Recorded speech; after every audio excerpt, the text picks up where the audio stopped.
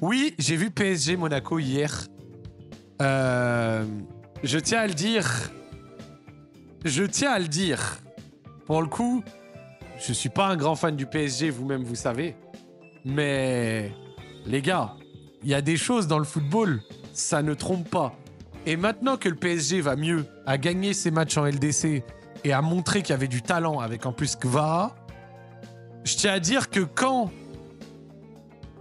mi-décembre, il y a même pas 2 mois, le son de cloche, c'était le PSG, un des pires PSG, je sais pas quoi, qui domine quand même la Ligue 1, que machin, nanan, bidule, je sais pas quoi. Alors que il y avait un manque de réussite, mais depuis le début de la saison, ce PSG, dans le jeu, était très très fort. Juste, il y avait des manques. Gardien, attaque et tout, mais c'était un vrai bon PSG. Et c'était réel. C'était pas réel, c'était réel si genre vous arrivez pas, vous cantonnez au résultat. Mais ce PSG montrait déjà des bonnes choses, tu vois. Et ça, je le disais mi-décembre. Genre, trop de gens étaient trop en mode ouais, c'est un des pires PSG des dernières années, je sais pas quoi, n'importe quoi. C'était pas juste, je vais le dire, des PSG spermiques. On en a vu. Bah, c'est pas un PSG spermique. Et ça ne l'était pas. Genre, ça ne l'était pas. Et ça se voyait. Si vous regardez. Et donc, les voir mettre une pilule à la Ligue 1 comme ça, je suis pas étonné. C'est un des PSG les plus dominants en Ligue 1 des dernières années. Ils sont vraiment forts. Alors qu'en Ligue 1, cette année, on a pas que des grosses équipes, mais il y a certaines itérations qui sont intéressantes. Et ils ont tarté Marseille, tarté Monaco. Hier, très gros match. Et hier, juste, tiens à dire, je vais le dire. Quand t'as un demi-milliard de budget que tu gardes qualifié en LDC, t'es un des pires PSG, c'est faux. Mais c'est complètement faux. Ça, c'est du sophisme, gros. Des grosses équipes. Le gagnant de la LDC de l'an dernier a galéré à se qualifier. Ce que j'essaye de dire, c'est que les poules, c'est jamais très représentatif. C'est jamais très représentatif. Ce qui compte, c'est plus tard.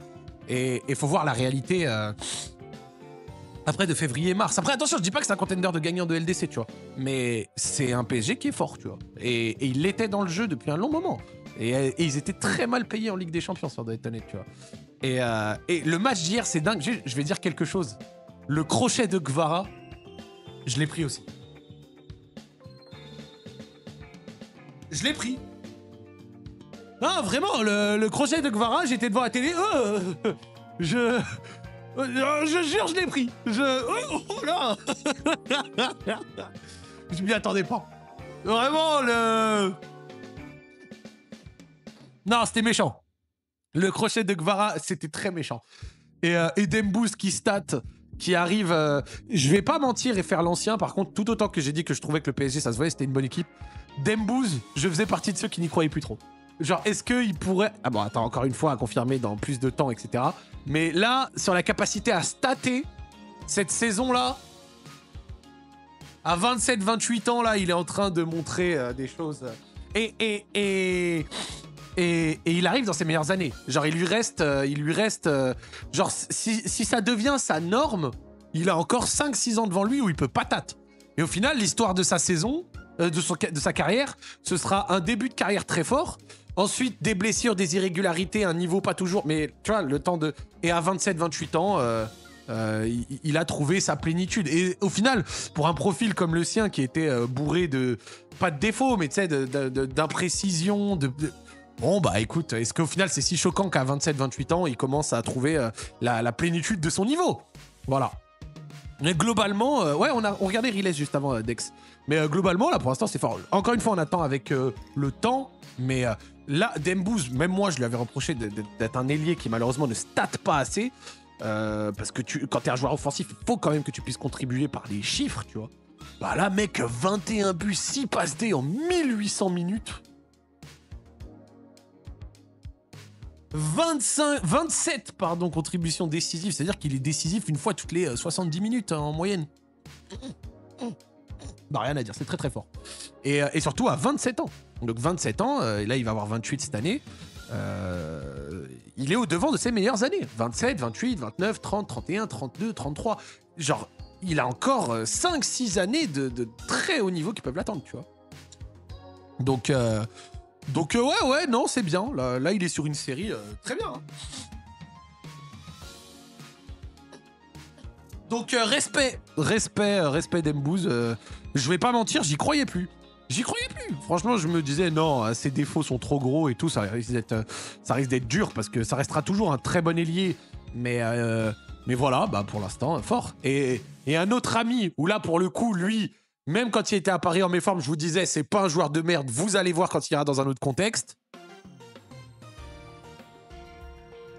Bon bah mon Gava Randall Kolo-Zizi, 5 pions en 3 matchs à la Juve. Je vais pas mentir, j'ai pas regardé spécialement la Juve, juste là c'est de la pure stat, tu vois. Je suis pas étonné, frère. Randall Kolo-Muani, même si ça a pas marché à Paris, pas de mauvais joueur, que des mauvais contextes. Et il était pas dans un bon contexte.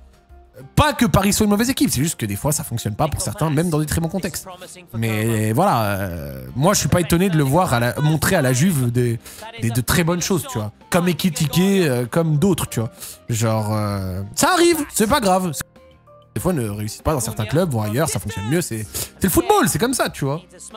Mais genre, Randall Kolo-Muani, même si à Paris c'était pas totalement ça, il avait perdu la capacité technique et tout, 5 pions, poteau. C'est fort, frère. C'est trop bien pour lui, mais aussi pour le DF. Bah pour le DF, là, t'as Dembélé qui commence à clac-clac, t'as Mbappé qui revient en forme, t'as RKM qui en EDF a toujours été bon, en tout cas très souvent, qui là reprend. Donc en vrai, pour l'équipe de France, ouais, c'est positif. Là, t'as Youssouf Fofana qui fait une très bonne saison au Milan. T'as Yacine Adli qui fait une bonne saison à la Fio. Voilà, toute fin utile. Boubacar Kamara qui fait une très bonne saison à Aston Villa. Ouais, Saliba peut-être un tout petit peu moins bien à l'Arsenal, mais sur la globale ça reste Saliba. Ouais, Manu Koné. Ouais, non, en vrai, là ça va pour le DF, il y a des joueurs qui sont bien, tu vois. Ouais, le grand Désiré Doué, Koundé. Ah, c'est bien ça. Youssouf Fofana, ouais, je l'ai cité. Youssouf Fofana, très fort. Genre là, Fofana, c'est waouh. Genre là, Youssouf Fofana, c'est waouh. Et moi, juste un truc. Un de mes regrets. Et je le dis, et je l'en avais déjà parlé cet été. Nous, au même prix, on est allé prendre Tanner Tessman. Amir Richardson, que Reims a vendu pour 8 millions, je crois. 8, 10 avec des bonus peut-être. Amir Richardson. On a préféré aller prendre là, le fashion américain et tout. Et je lui souhaite de réussir, évidemment, à l'OL. Hein. Mais Amir Richardson, c'est tellement ce qui manquait à Lyon. Un gars au milieu, grand technique, capable de jouer sur plusieurs positions et tout. Frère, je l'aurais tellement souhaité qu'il soit chez nous. J'aurais tellement souhaité qu'il soit chez nous. Surtout au prix auquel il est parti, 9 millions d'euros. Nous, à ce prix-là, on allait prendre Tanner Hessman. Alors qu'il est fort, hein. Richardson, il est fort. Gio et tout est fort. Hein. Tessman, ça va marcher, mais il lui faut du temps. Bah ouais. Bah on lui souhaite, hein. Juste, en fait, pour l'instant, c'est vrai que Tessman, il a un souci. C'est qu'il est lourd et lent.